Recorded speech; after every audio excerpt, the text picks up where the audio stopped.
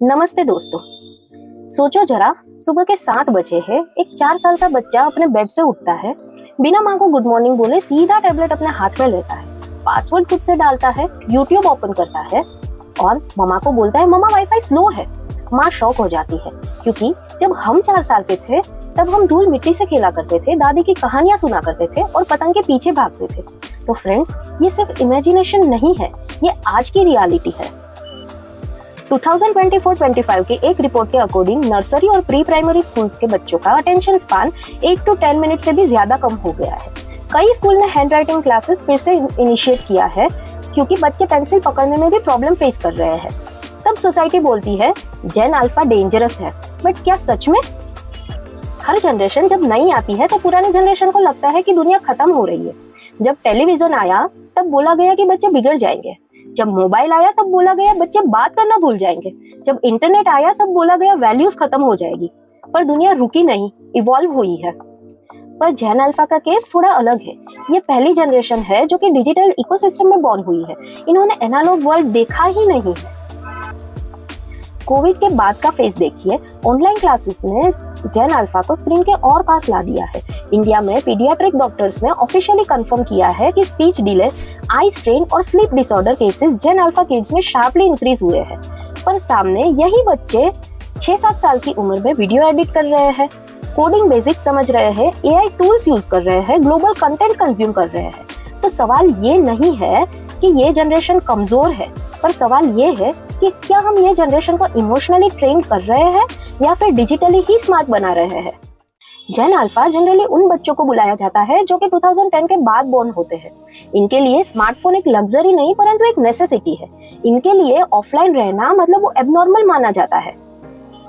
2024 में वर्ल्ड के कई सारे कंट्रीज में मोबाइल फ्री क्लासरूम इंट्रोड्यूस किए गए क्योंकि ऑफिशियल स्टडीज में पाया गया है कि जेन अल्फा रियल वर्ल्ड फ्रस्ट्रेशन को हैंडल नहीं कर पा रही है। और जब इंसान का ब्रेन बचपन से ही फास्ट सिमुलेशन की आदत डाल लेता है तो रिवॉर्ड सिस्टम भी फास्ट हो जाता है। डोपामाइन इंस्टेंटली चाहिए, reel swipe, game win, cartoon change, सब कुछ तुरंत। इसका रिजल्ट रियल लाइफ स्लो लगती है, होमवर्क बोरिंग लगता है, वेटिंग इरिटेटिंग लगती है और रूल्स एनोइंग लगता है। और फिर एडल्ट्स बोलते हैं कि जेन अल्फा बहुत ही ज्यादा एग्रेसिव हो रही है। जेन अल्फा किड्स अपनी फीलिंग्स को ज्यादा ओपनली एक्सप्रेस कर रहे हैं, इसीलिए टेंट्रम्स विजिबल लगते हैं। हमारे टाइम पे इमोशंस दिखाई नहीं जाती थी बल्कि छुपाए जाती थी, और यही मिसअंडरस्टैंडिंग है। जेन जी ने टेक्नोलॉजी अडॉप्ट की, पर जेन अल्फा टेक्नोलॉजी के अंदर ही बोर्न हुई है। जेन जी ने आउटडोर गेम्स देखे, नेबर्स देखे, बोर्डम देखा। जेन अल्फा ने एल्गोरिदम ड्रिवन चाइल्डहुड देखा। ये जनरेशन डेंजरस नहीं है, ये जनरेशन अनगाइडेड हो रही है और इसमें एआई का बहुत ही ज्यादा इंपॉर्टेंट रोल है। जेन अल्फा पहली जनरेशन है जो एआई से होमवर्क सोल्व करवा रही है, इंस्टेंट आंसर मिल रहे हैं। क्रिटिकल थिंकिंग का रोल कम हो सकता है अगर पेरेंट्स प्रॉपर्ली गाइड ना करें। पर अगर जेन अल्फा सही तरीके से एआई को यूज करे तो क्रिएटिविटी भी बढ़ती है और कॉन्फिडेंस भी बढ़ता है। टेक्नोलॉजी तो न्यूट्रल होती है, उनको पावरफुल या डेंजरस हम बनाते हैं। अब सबसे सेंसिटिव पॉइंट पेरेंटिंग। इंडिया में एक ऑफिशियल सर्वे के according Indian parents average 2 to 3 hours daily बच्चों के साथ फिजिकली प्रेजेंट रहते हैं और स्क्रीन डेली 6 to 7 आवर्स बच्चों के साथ प्रेजेंट रहती है। स्क्रीन बेबी सीटर बन गई है और साइलेंस का शॉर्टकट भी बन गई है। अर्लियर जनरेशंस नेचुरली स्ट्रगल देखती थी, power cut, limited resources, waiting, इसीलिए पेशेंस डेवलप होता था। आज की जनरेशन में कंफर्ट ज्यादा है पर पेशेंस की बहुत ही ज्यादा कमी है।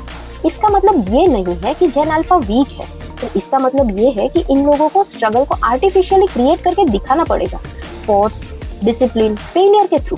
जेन अल्फा डेंजरस नहीं है, प्रॉब्लम ये है कि हम जेन अल्फा को कन्वीनियंस के साथ बड़ा कर रहे हैं, कैरेक्टर के साथ नहीं। सॉल्यूशन कोई जनरेशन को ब्लेम करना नहीं है परंतु एनवायरनमेंट को बैलेंस करना है। Screen control, outdoor exposure, emotional conversation, boredom allow करना, डिसिप्लिन विद एम्पैथी, ये सारे पॉइंट्स हम जेन अल्फा के साथ इम्प्लीमेंट कर सकते हैं। हर जनरेशन को लगता है कि नेक्स्ट जनरेशन बहुत ही खराब है, पर सच तो ये है कि हर जनरेशन अपने एनवायरनमेंट के नीड के अकॉर्डिंग इवॉल्व होती है। एआई के लिए क्रिएटिविटी, एडेप्टेबिलिटी और एम्पैथी लगती है और जेन अल्फा ये फ्यूचर के लिए नेचुरली इक्विप्ड है। फ्यूचर डेंजर नहीं, फ्यूचर मिसअंडरस्टूड है। डेंजर बच्चे नहीं, डेंजर गाइडेंस का एब्सेंस है। अगर हम समझने की कोशिश करें, ब्लेम करना बंद करें, कनेक्ट करें और गाइड करें तो जेन अल्फा हिस्ट्री की सबसे इंटेलिजेंट, इमोशनली अवेयर और इनोवेटिव जनरेशन बन सकती है। और हाँ, जब जेन बीटा आएगी तो जेन अल्फा भी वही बोलेगी कि ये नेक्स्ट जनरेशन बहुत ही डेंजरस है, क्योंकि हिस्ट्री सिर्फ रिपीट नहीं होती, समझदार लोग हिस्ट्री को इम्प्रूव करते हैं। तो अगर आपको लगता है कि जेन अल्फा डेंजरस नहीं, मिसअंडरस्टूड है, तो वीडियो को लाइक कीजिए, शेयर करें अपने फ्रेंड्स और फैमिली के साथ, और ऐसे ही कंटेंट को देखने के लिए चैनल को सब्सक्राइब करना ना भूलें। मिलते हैं अगले वीडियो में, तब तक जय हिंद, जय भारत।